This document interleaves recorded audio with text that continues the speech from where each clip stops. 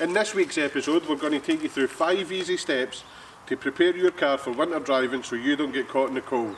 This week we're going to be looking at this cracking looking little Mercedes A200. Step 1 starts under the bonnet, so let's crack on.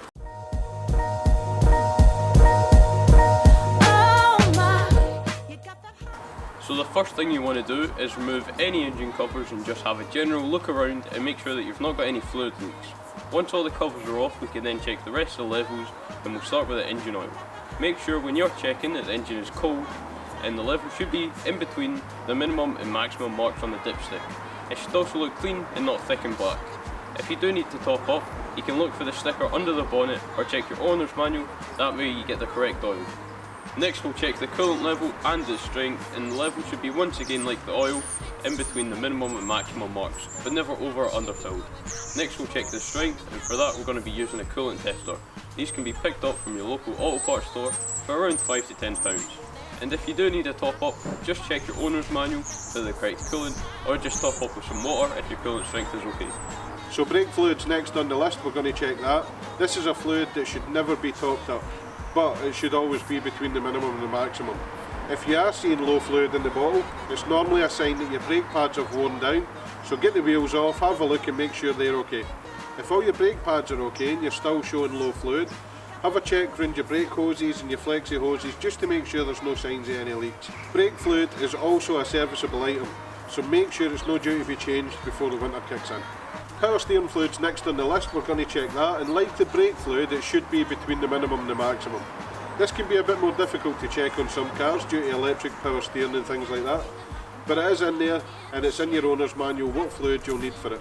Now again, if you've got a low level on this, you don't want to be topping it up, you want to be looking for signs of leaks, so check all your power steering pipes and check your power steering rack. One of the most important levels to keep topped up during the winter months is your screen wash. With all the road grime and the salt on the roads, before you know it, if you run out of screen wash you can't see through the windscreen, so you want to make sure that's always topped up before every trip. You can buy screen wash in concentrated form or you can buy it in 5 litre ready to use bottles. Simply top it up every single day before you jump in the car and that'll keep you safe. Guys, I just want to interrupt this video quickly to give a massive shout out to the guys down at AUTOPARTS. They supplied all the coolant, the top ups and the wiper blades for this Mercedes A200. If you guys need anything yourselves and you're in the South Lanarkshire area, all their contact details are in the description. Go check them out, the guys are really helpful.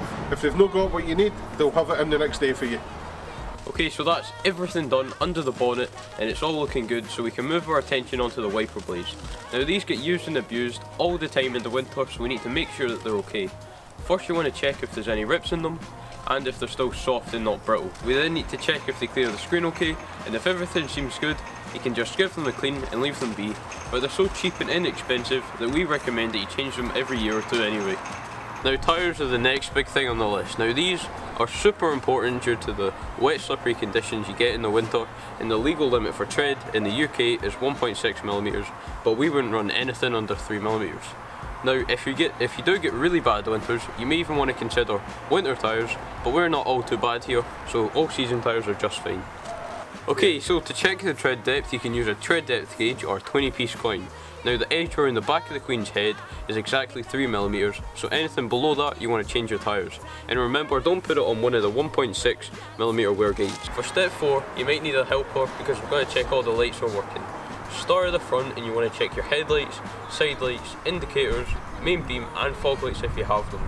You'll then move on to the back, you check the brake lights, the reverse lights, the indicators, the side lights, fog lights, and don't forget your number plate lights. So make sure that all your lights are working, all the indicators are flashing orange, and all your lenses are free from cracks. Right, the 5th and final step is probably one of the easiest ones, and that's keeping your car clean. Probably the biggest cause of rust, other than untreated stone chips, is road salt and winter debris. So make sure you keep your car clean, even if it's raining. Get yourself out there, hose down your car, get rid of all that salt and road grime, especially the hard to reach places like in your wheel arch and just under the sills, because that's where corrosion's going to start first.